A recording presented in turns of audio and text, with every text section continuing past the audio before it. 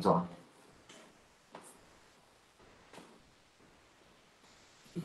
Nah, kemudian lanjut. Halo, gila Halo, nih halo, halo, teman-teman. halo, halo.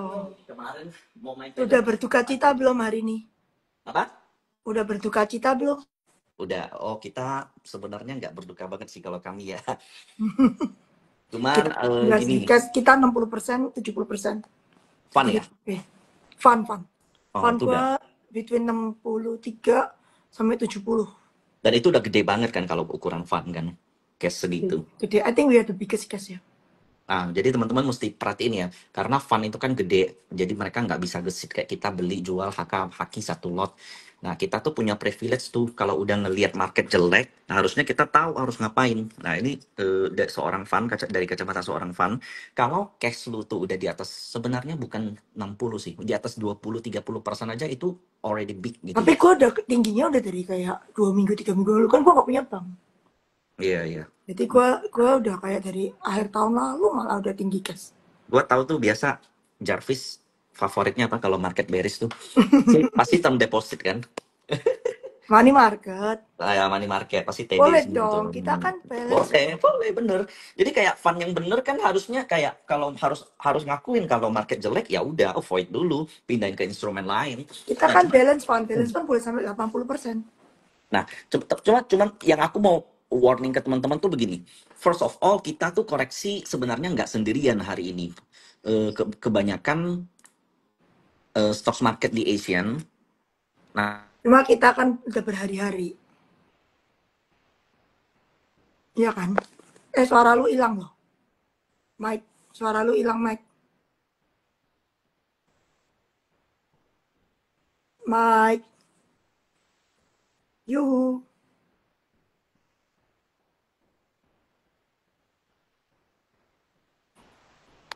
tes. Nah, suara lu sekarang baru. Ya ya udah oke. Nah, itu dari Jepang naikin suku bunga itu masih ada risk di situ kan. Sebenarnya nggak ada yang risk segede Amerika sih. Karena Amerika very very apa? Tapi kali ini gue senangnya Amerika juga rungkat, ngerti nggak? Iya iya iya. Jadi semua uang bakal acak tuh larinya kemana bingung gitu kan. Jadi Sorry nggak ya, nggak. alis alis gue asli nggak sulam. Jadi concentrate gitu loh. Kali ini nggak concentrate gitu. Hong Kong -3%. Kali ini Vietnam, Filipina -3%. Itu pokoknya Asian tuh rugi. Dan kali ini kan Dow Jones kan udah mulai koreksi juga. Yang aku lihat ya, semoga nggak salah. Aku even barusan even Bitcoin lu juga koreksi. Bitcoin juga di bawah 80 ribu ya, 80 ribu Iya. dolar. Dan yang aku lihat kayak, karena aku ngelihat itu di DJIA ya. Kalau aku ngelihat posisi Dow Jones begini ya.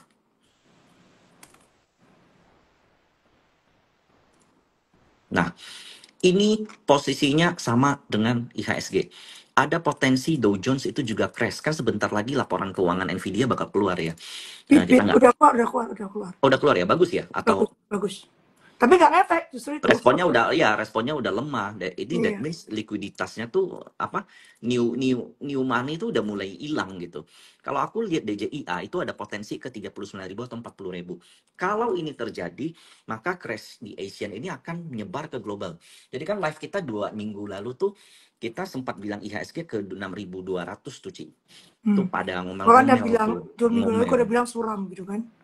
Ngomel tuh, Ci, banyak yang ngomel. Oh Pas ya, kita pengen ngomel. banyak yang kita ngomong BRI juga pada ngomel. Dia Banyak kok, bilang kayak, kita bener weh. nah ini BRI kalau kita lihat ya, dari Gue udah enam bilang ribu. apa? Siapa itu waktu itu bilang, oh profitnya masih segini. Gue bilang kalau profitnya tuh negatif gimana? Negatif kan? Iya, lalu kemudian pertanyaan gua nih, kalau mereka hold untuk berharap dividen, kalau begini terus dividen udah pasti mengecil, ya kan? Nah, dividen nggak, ya kalau profit lu turun otomatis mengecil. Dan ini gua lagi coba calculate. Bentar ya, bentar sih, sebentar, gua ada telepon.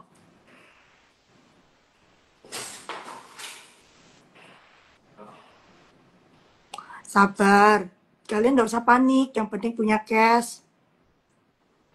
Pokoknya harus ada cash. Aku udah bilang kan, cash tuh minimum 30. Kalau bisa, apa, lebih tinggi, even lebih better.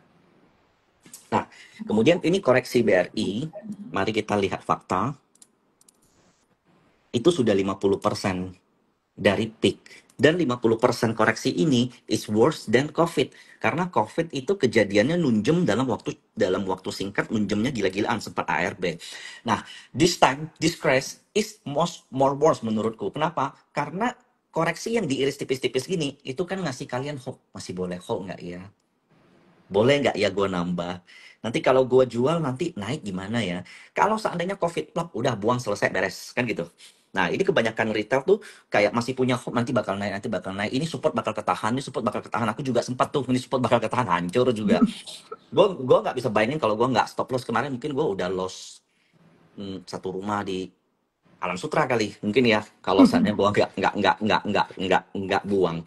Nah kemudian aku ngelihat technical analysis dari BRI sebenarnya serem, cuman kan ini kayak kayak nggak mungkin sih kalau kita lihat TA doang ya. Ini teman-teman ada ngelihat sesuatu nggak? Ini shoulders, ini head, kemudian ini shoulders. Nah kalian coba analisa sendirilah ini bakal kemana.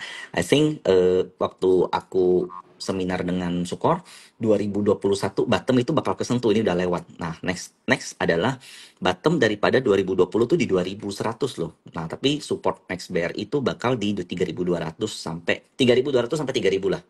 Tapi ini bukan anjuran untuk beli, ini cuma ngasih tahu tempat pemberhentian. Nah, dan gue mau nanya Ci, tadi kan hari ini kan ada artikel yang bilang kalau IDX itu, Bursa BEI itu nggak diem katanya, dia manggil para pelaku pasar untuk kaji ini. What do you think?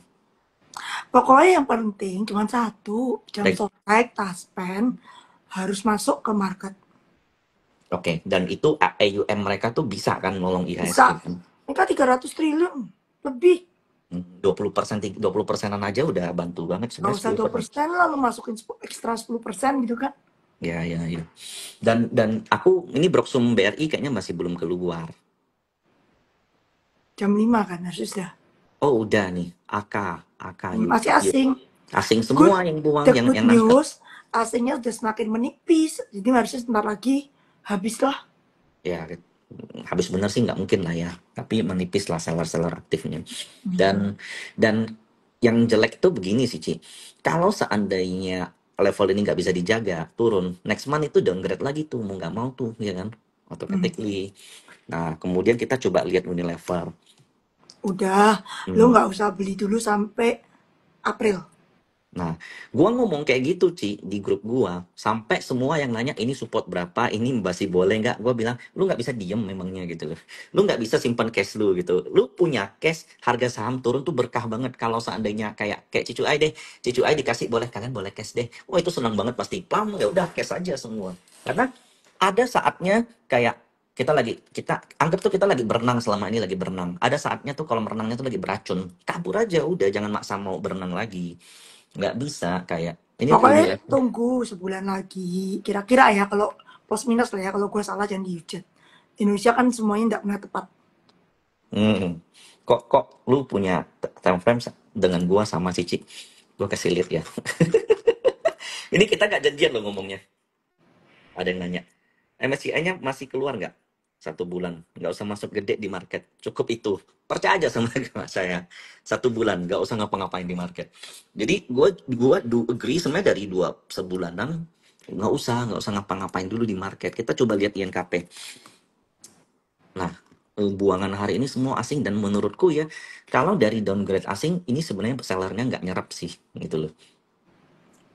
Jadi seller hari ini tuh nggak, buyernya tuh nggak nyerap, kecuali kalau nggak salah MDKA sempat nyerap. Jadi ada sebenarnya ada potensi outflow lanjutan. Bisa nggak sih Ci kalau begitu? Nyari duitnya ya lu kerja beneran lah. Nyari duit di market, nyari duit di sektor real lah, baru nanti lu Sektor entry. lah. Tapi jangan jangan tiap hari entry, jangan kayak minus 3% lu ngerasa murah, karena kalau lu lihat teknikal ya,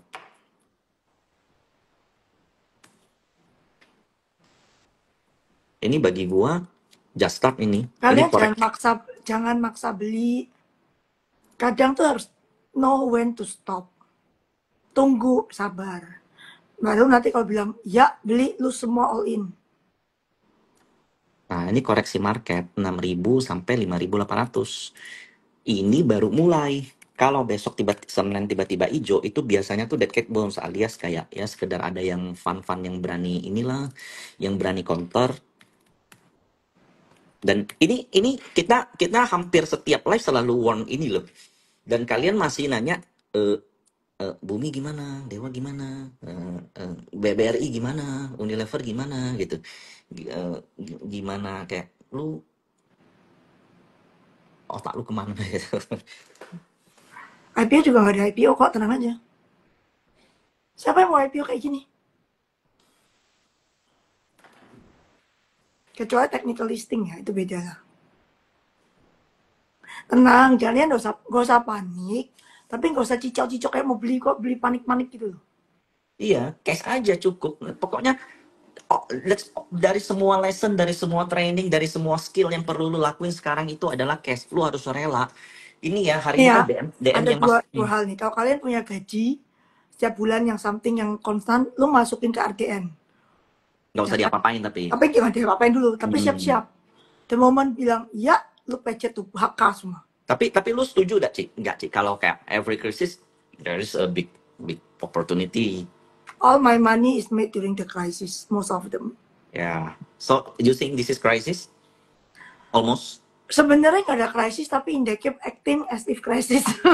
Ah, ya, ya, ya, ya, ya. Krisis itu nggak ada yang lebih serem dari COVID loh. COVID itu seluruh dunia berhenti, ancaman maut, mati gitu kan. Ini kan Hmm. nggak ada ancaman mati. Nggak ada, Paling, nggak ada, nggak paling ada. miskin gitu kan. Ya, ya, ya. Tapi Karena kalau maksudnya actingnya udah kayak krisis gitu. Maksudnya nggak sinkron. Memang ekonomi kita nggak bagus amat. Tapi nggak mati. geraknya Gitu. lebay, geraknya tuh lebay. Dagang Caranya, sepi. Tapi nggak sampai mati kayak COVID yang kemarin gak gerak.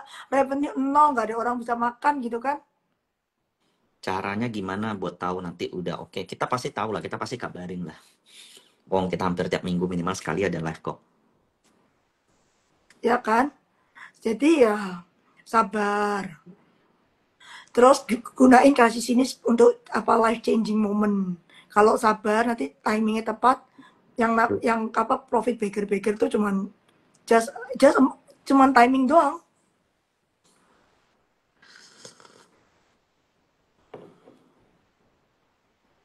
Ya kan? Danantara itu actually very good for market. Karena duit dividen tadinya masuk APBN itu bisa masuk ke market dan pasti masuk ke market. Tapi mungkin nggak semua ya, jangan harap semua. Jadi yang sedih itu di APBN-nya karena bolong. Tapi marketnya happy, duitnya masuk gitu aja. Jadi lu jangan kata-katain Danantara, itu bagus untuk kita. Saya DCA terus aman, Cik. Sampai kapan, Cu? Kalau lu DCA, lu jangan kayak terlalu pendek. Every 10% boleh. Jangan cuma 3% DCA, 3% DCA. Lu kesel banget sih kayaknya. Habis itu sih nyangkut. Terus gue liat average-nya kok bisa tinggi. Either FOMO gitu kan biasanya kan. Nah ini ada yang nanya, gua sampai detik ini pun udah susah nganalisa IHSG karena flow-nya tuh terlalu acak, uncertainty terlalu gede, global itu berubah begitu dynamic. Jadi gua biasanya bisa nganalisa kalau banyak faktor yang udah confirm. Nah ini banyak banget yang belum confirm. Tapi kalau dia turun, aku tahu kapan, di mana itu masih masih acak. Tapi aku cukup skeptis ngelihat IHSG kalau seandainya besok-besok reboundnya minggu depan 2 minggu lagi itu reboundnya pun paling cuma terbatas dead cat bounce atau kemudian nanti koreksi lagi. Jadi yang paling menakutkan dari koreksi itu apa? Bull trap. Kenapa? Karena orang setiap koreksi demennya nambah. Kan BRI kan saat ini kan kalian udah punya banyak banget tuh dari komposisi retail. Hari ini juga retail tuh gila sih. Menurutku kayak coba deh kalian kosongkan bid selamat kalian gitu loh. Jadi kalian kayak masih ngebit masih HK karena kalau aku lihat Nggak, dari Danantara ya, gue tanya sama lu ya. Lu masuk, misalnya kita assuming ya, gue nggak bilang korupsi, Danantara korupsi. Gue bilang orang Danantara lebih mendingan, so far yang gue lihat ya, daripada yang normal. Lu masuk APBN emang nggak dikorupsi? Korupsi lebih masif lagi, nggak ngerti siapa yang korupsi kan. Masuk APBN kan dialokasi itu ada dana transfer desa, dikorupsi kepala desa. Lu masuk ke yang infra-infra, dikorupsi sama infra-infra itu was kita kan korupsinya juga segudang tuh. Terus maksudnya sama aja. Nah, Danantara at least orangnya sekarang kayak Pandu itu kan udah kaya, harusnya nggak korupsi sih. Jadi ya mereka udah cari orang-orang lebih mendingan ya so far ya, so far. Dan All Eyes tuh udah sama mereka dulu. All Eyes tuh Iya, udah ke terus mereka all dulu eyes di tahu. awal. Jadi ya mestinya lebih mending, terus lebih kelihatan kan, dia bakal transparan kok. Loh, dan antara masuk ISG di bawah apa enggak, bukan, aku nggak bakal tahu. Tapi sekarang kan ISG udah di bawah. Dan katanya, ingat data tuh baru dibikin 3 hari yang lalu, 4 hari yang lalu. Email aja baru jadi, Yang agak kantor lucu, aja belum punya, yang agak pegawai lucu, baru 3. yang agak lucu tuh masih banyak retail yang aku temuin punya konsep kayak begini. Bukan cuma retail loh, influencernya juga ngomong gitu loh. Jangan Bosnya mau. Danatara yang kamu maksud itu kan CEO-nya. Yang paling penting tuh CIO-nya, yang investment officer. Itu oke banget. Kan I know him personally, so I know he's a very fine person.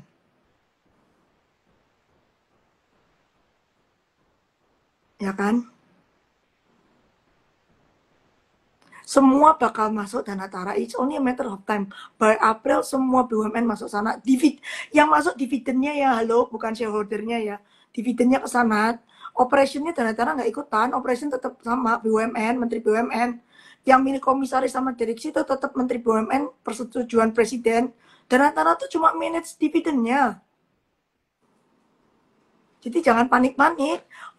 Operasinya BUMN ya tetap sama, gak ngefek. Gue nggak punya big bang, nol. Gue cuma punya bris. Tapi brisnya pos bawah. Cuma kemarin ada nambah di atas yang apa average up.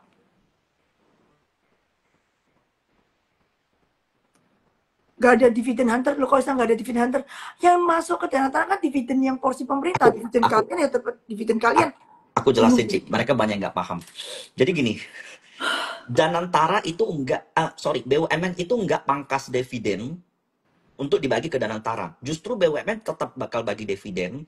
Danantara itu kan Indonesia, INA itu kan punya BRI, dia punya Mandiri, dia punya BNI.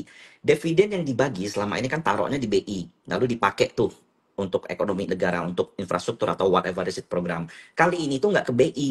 Dividen yang punya mereka itu disetor ke Danantara. Danantara baru injek ke proyek-proyek Whatever. pemerintah. Nah, Pokoknya dana salah satu tuh kayak fund manager. kayak fund manager dan ngambil duitnya tuh bukan sedot dari sedot uang BUMN, enggak ada perbedaan sama sekali. Iya, uangnya dari dividen. Jadi dividen lo nggak efek.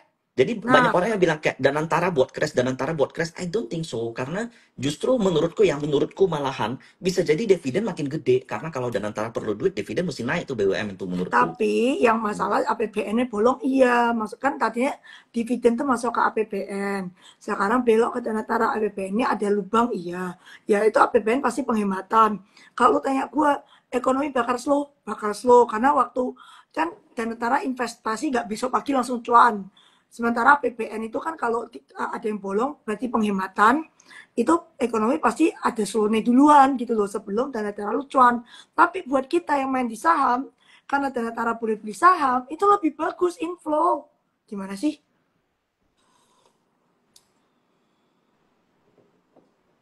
Government itu punya saham di BUMN yang 60% ownership BUMN kan government. Dasar governmentnya jadi Danatara gitu aja.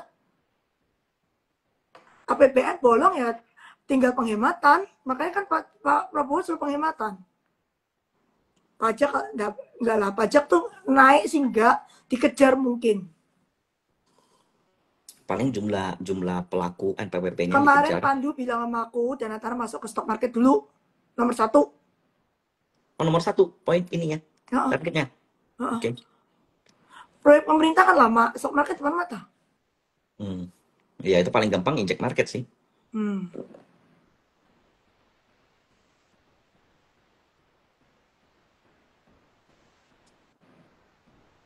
Dan investasinya nggak usah izin DPR, bisa cepet tak tak. Dan antara dapat dividen tapi yakin belanja saham itu Pak Pandunya yang ngomong. Iya.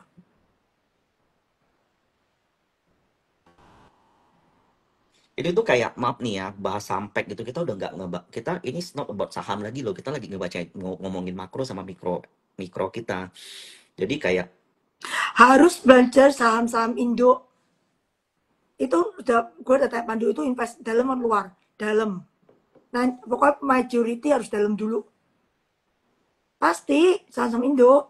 Tampak PP kok ngaruh ya kok dari keluarnya asing. Satu IHSG juga ngaruh kali hari ini ya. Semua kena ikut Dan panik-panik antara gitu invest loh. di mana ya pasti SOI duluan lah. Pokoknya Pandu cuma bilang gini, anything that make money I can invest. Terus dia nggak jual, I can hold it forever. Kalian kurang apa lagi dan antara is very good, right?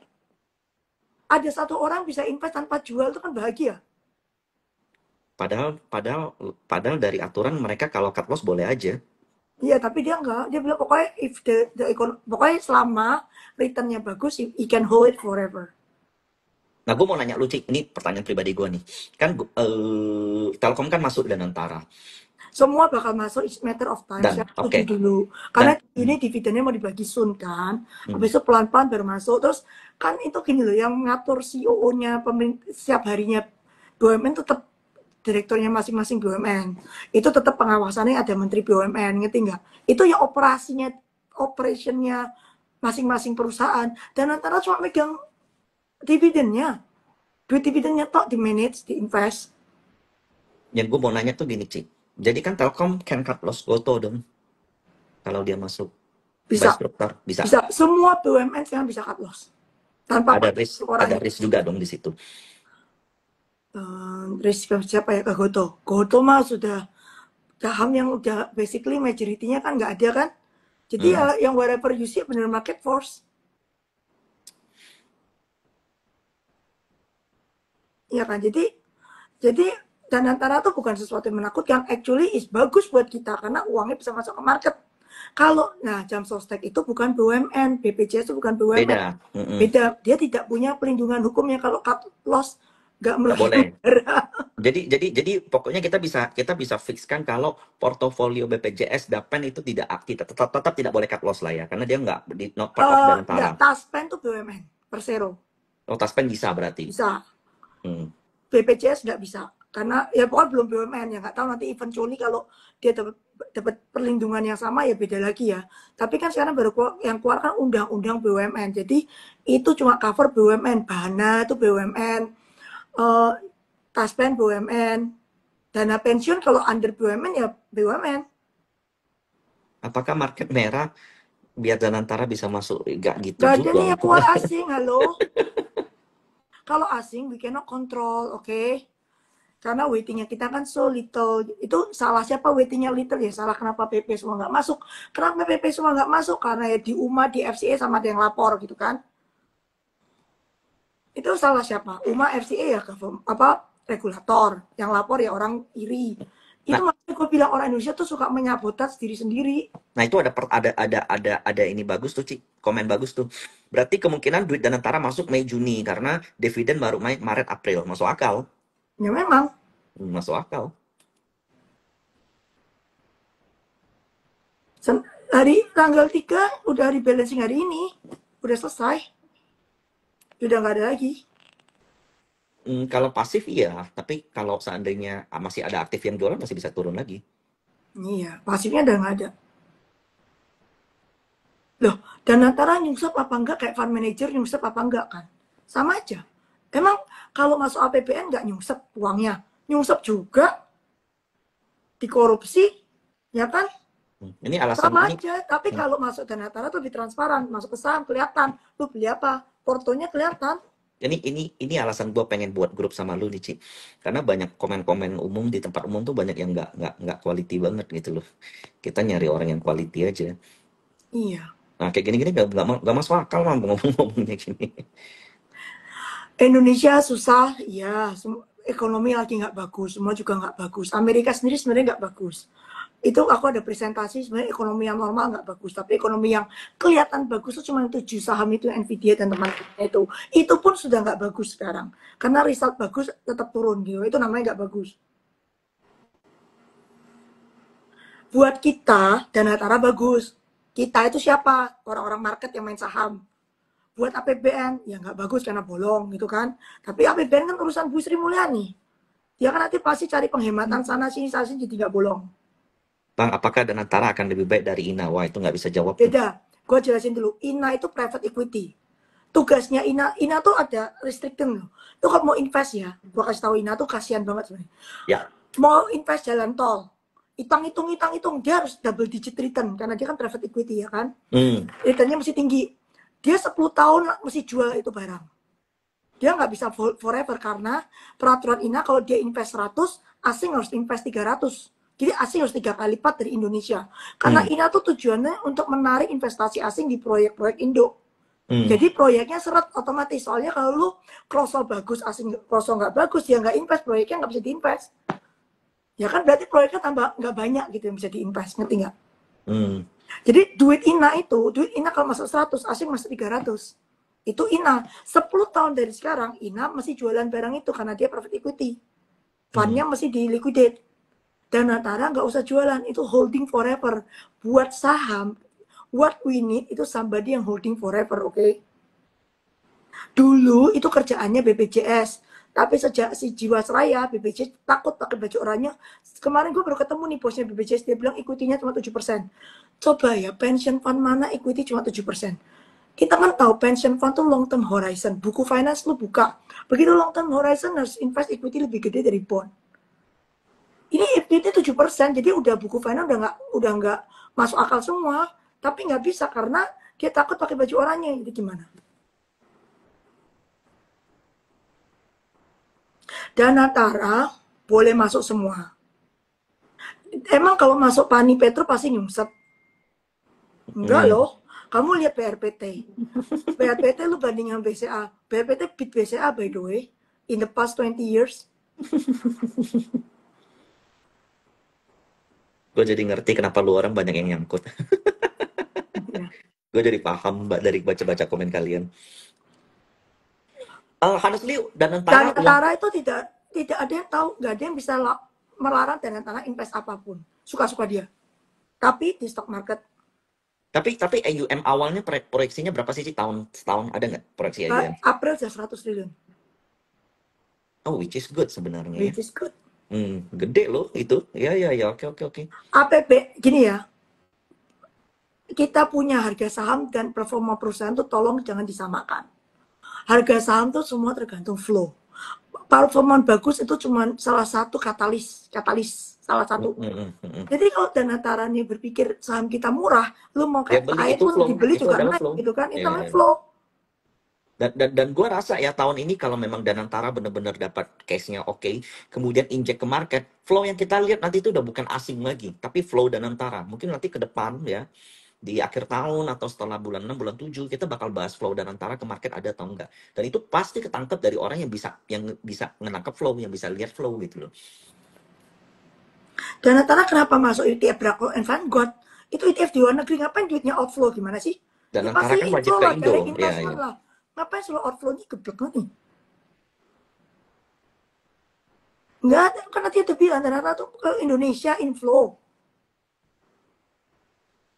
Loh, beli saham atau swasta, gue nggak tahu, suka-suka dia. Dia cuma bilang sama aku, pokoknya saham kalau ada menurutku good, bisa kasih aku good return, I buy. Kalau saham PP kasih good return, ya dia buy. Berarti yang penting cuan ya? Nggak yang harus penting cuan itu alirannya sama, YPC. Yang penting cuan. Gue seneng gitu kayak gitu. Dia bagusnya tuh mereka nggak keikat sama regulasi fund kayak harus sekian persen harus pecah, nggak gitu. Dan bagusnya mereka nggak ada redemption. Iya benar. Aku paling benci tuh sama fund kalau udah redemption sih. Naik dia terpaksa harus jual, naik terpaksa dia harus jual kalau Rita lagi perlu duit gitu ya. Enggak, dia bisa suka-suka. Project Prabowo kan long term. Bisa aja cuannya dari stock market dimasukin project. Apalagi maaf kata nih kalau kita ngomong off the record ya, Pak Pandu kan koneksinya banyak, tahu lah dia saham-saham mana yang bagus. Iya. Kok tahu gue lagi lapar. Galak ya. Return ya, what is return? Capital gain plus dividend.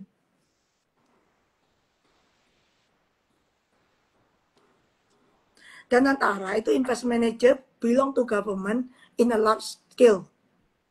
Jadi bisa bantu stock market kita. Tandu bilang aku, nomor paling penting adalah secondary market. Itu harus deep. Wah cocok ini, satu aliran. Berapa kali aku bilang, kita punya stock market terlalu shallow. We need to be deep. Gitu kan? Nah ini ada pertanyaan bagus nih. Danantara pakai broker apa? Ntar gue bakal tahu. Lu lihat aja lah ntar. Ya pasti gabungan broker dulu lah. ada pergerakan di market, gue bakal tahu itu, tenang aja. Semua boleh, BUMN swasta dia semua boleh masuk. Dia nggak boleh keluar negeri, nggak boleh. Kalau luar negeri beli aset boleh. Jadi misalnya ini, kita nggak punya titanium, kita mau beli titanium di luar negeri boleh. Tapi saham luar negeri nggak.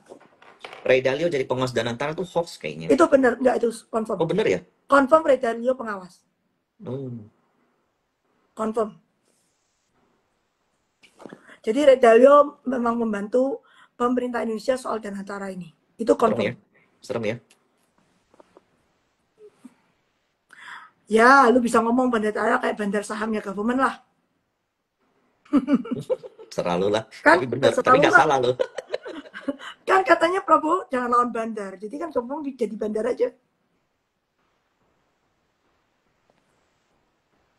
Berarti yang gosip-gosip kemarin bener ya? Tony Blair sama Ray Dalio Benar, ya? benar, benar, benar. Hebat ya? Benar, itu confirm.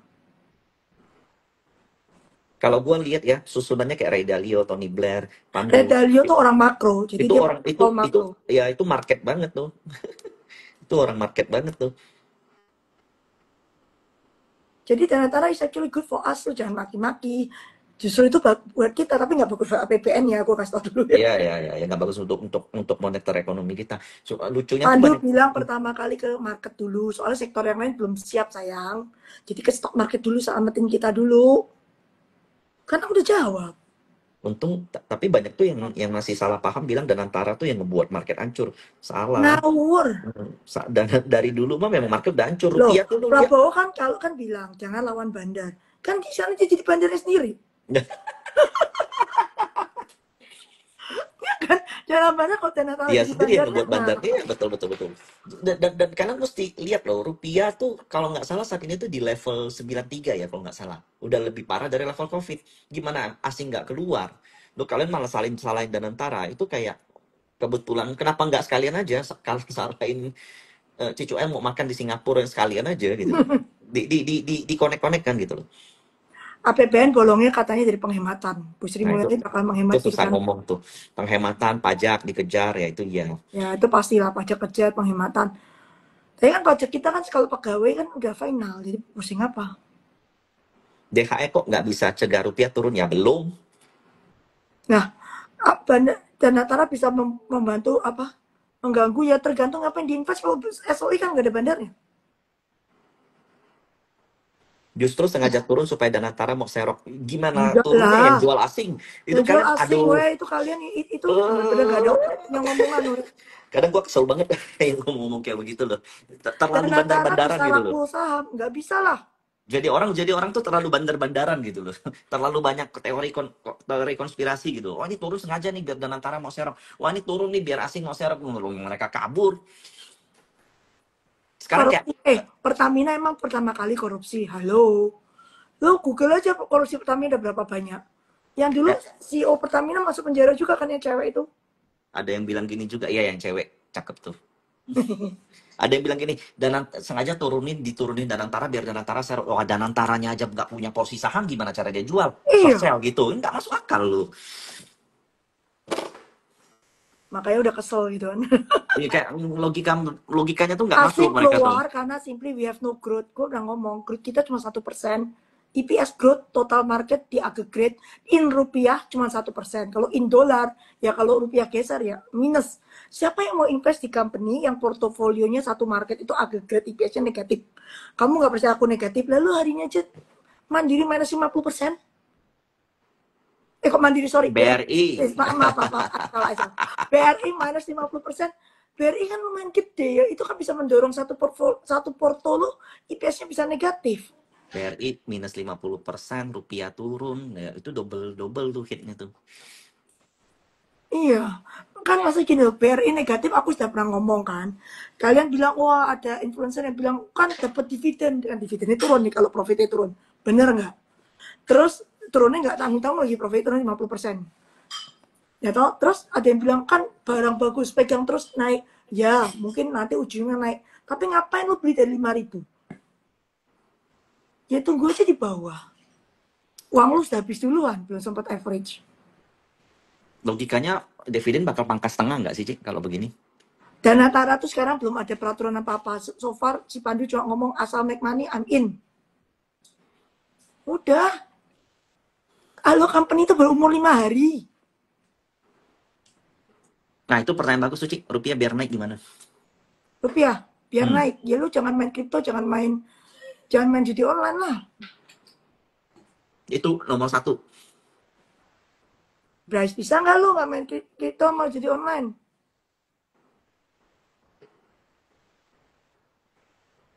Itu outflow loh. Gue udah ngomong berkali-kali kripto tuh outflow. Judi online jelas-jelas outflow masuk Kambodia.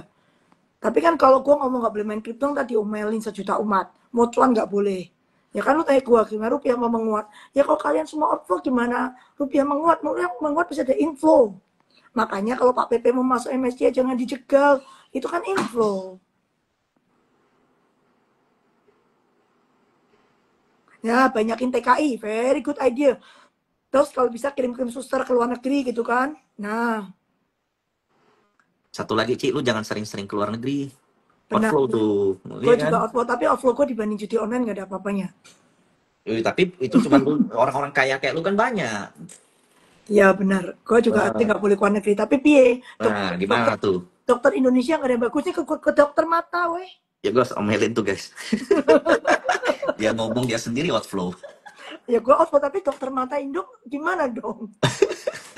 Gue takut juga kan. Gue lagi mau tanya-tanya nih mata gue glaukoma apa enggak gitu kan. Outflow MSCI itu selalu review tiap bulan. Ya, Hmm. ya sudah. Gue udah mau pergi makan. Ya, Outflow oke. lagi sih gue keluar duit makan di sini. Nah, mahal lagi Singapura. Ya udah, tapi Oke, maaf ya dah. thank you Bye. all. Bye bye.